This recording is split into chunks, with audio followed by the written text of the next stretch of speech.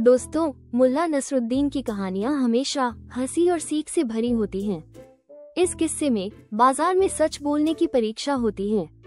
कई लोग कोशिश करते हैं, लेकिन अंत में वही जीतता है जो बिना डरे सच्चाई कह देता है। ये कहानी हमें सिखाती है कि सच कड़वा जरूर हो सकता है, मगर उसका महत्व सबसे बड़ा है। तो चलिए कहानी सुनते हैं कि कैसे मुल्ला नसरुद्दीन लोगों से सच बोलवाते हैं। बुखारा का बाजार उस दिन खासा गुलजार था। सूरज की किरणें रंग बिरंगे तंबुओं पर पड़ रही थीं, जहां मखमली कपड़े, चमचमाते बर्तन, ताजा फल, सब्जियां और विदेशी मसाले बिक रहे थे। हवा में मिठाइयों की मिठास और भुने हुए मेवों की खुशबू तैर रही थी। व्यापारी तेज आवाजों में ग्राहकों को पुकार रहे थे और खच्चरों घोड़ों की टापों की आवाज बाजार के शोर में मिल रही थी। इसी बीच मुल्ला नसरुद्दीन अपने बूढ़े खच्चर पर सवार होकर बाजार में दाखिल हुए। उनकी टोपी तिरछी थी, दाढ़ी में धूल जमी थी और आंखों में वही शरारती चमक थी जो हर बार कुछ नया तमाशा होने का संकेत देती थी। लोग उन्हें देखते ही रुक गए। कोई फुसफुसाया, मुल्ला आए हैं, अब कुछ मजा आएगा। कोई बोला, देखो मुल्ला की खच्चर आज भी वैसी ही है, न जाने कैसे चल लेती है।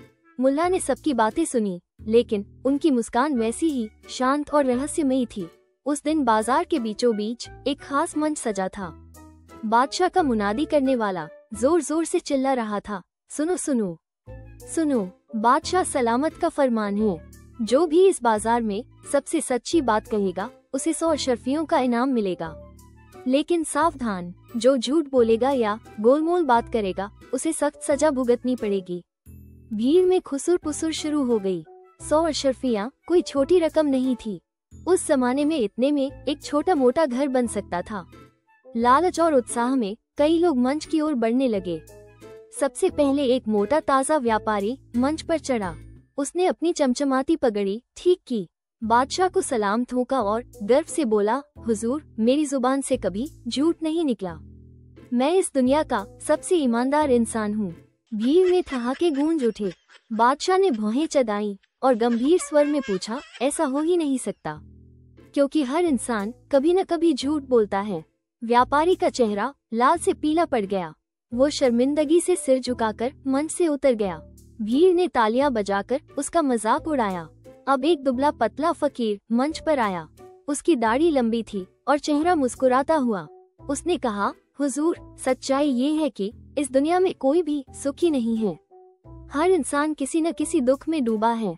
बादशाह ने उसकी ओर देखा, फिर हल्के से मुस्कुराया और बोला, अगर सब दुखी हैं तो तू यहाँ मुस्कुराता क्यों खड़ा है? फकीर एकदम चुप। भीड़ फिर हंस पड़ी। फकीर ने सिर झुकाया और धीरे से मंच छोड़ दिया। तभी मुल्ला नसरुद्दीन अपनी खच्चर से उतरे। भीड़ को चीरते हुए वे मंच पर पहुँचे।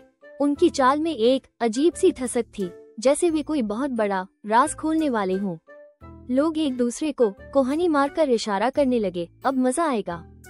बादशाह ने गंभीर स्वर में पूछा, मुल्ला, क्या तुम भी दावा करते हो कि सच्ची बात कह सकते हो?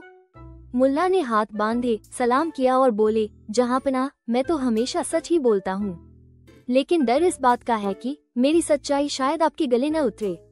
बादशाह हंस पड़ा, कोई बात नहीं मुल्ला, बोलो, अगर सच होगा तो इनाम मिलेगा और अगर झूठ हुआ तो सजा मिलेगी। मुल्ला ने गहरी सांस ली। उनकी आंखों में चमक थी और होठों पर हल्की मुस्कान। फिर वे बोले, सच्चाई ये है हुजूर कि आप भी उतनी ही गलतियां करते हैं जितनी हम आम लोग करते हैं। फर्क बस इतना है कि हमारी गलतियों पर डंडा पड़ता है और आपकी गलतियों पर सलामी बचती है। भीड़ एकदम सन्न हो गई। किसी ने फुसफुसाया, मुल्ला का सिर कलम होने वाला है। कोई बोला, वाह, क्या सच बोला है। बादशाह का चेहरा पहले तो सख्त हुआ। उसने गुस्से से कहा, मुल्ला, क्या तुझे अपनी जान की परवाह नहीं? मुझे गलतियां करने वाला कहता है। मुल्ला ने वही शांत मुस्कान बरकरार रखी और बोले, हुजूर, आप भी गलतियां करते हैं। अगर आपके राज में सब कुछ सही है तो दरबार में रोज इतने मुकदमे क्यों चलते हैं? अगर लोग गलतियां करते हैं तो जिम्मेदारी उनकी ही नहीं, उस राजा की भी होती है जिसके राज में ये गलतियां हो रही हैं। सच तो ये है कि कोई भी निर्दोष नहीं, न आप न मैं। दरबारी एक दूसरे की ओर देखने लगे। कुछ के चेहरों पर डर था, कुछ के चेहरों पर हैरानी। सबने सोचा, बस अब मुल्ला गया। लेकिन तभी बादशाह ने कहा, मुल्ला, सच बोलना आसान नहीं, खासकर तब जब सामने ताज और तलवार हो। ज्यादातर लोग डर के आगे झुक जाते हैं, लेकिन तुम्हारी हिम्मत काबिले तारीफ है। आज तुमने मेरी आंखें खोल दी। तुमने मुझे मेरी कमियां बताई और मेरी जिम्मेदारियों का एहसास कराया। प्रजा का अधिकार है कि वो अपना मत रखे, सलाह दे और राजा को उसके कर्तव्यों की याद दिलाए। बादशाह के इशारे पर 100 अशर्फियां मुल्ला को दी गई। दोस्तों, सच्चाई कभी छुपती नहीं।